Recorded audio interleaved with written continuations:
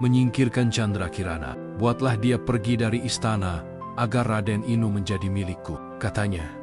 Penyihir itu tertawa jahat, lalu membaca mantra. Asap hitam melayang ke arah kamar sang putri, dan ketika fajar tiba, wajah Candrakirana telah berubah. Ia tidak lagi dikenali siapapun. "Siapa kau? Mengapa berada di sini?" bentak para prajurit istana. Candrakirana berusaha menjelaskan, tapi suaranya pun berubah.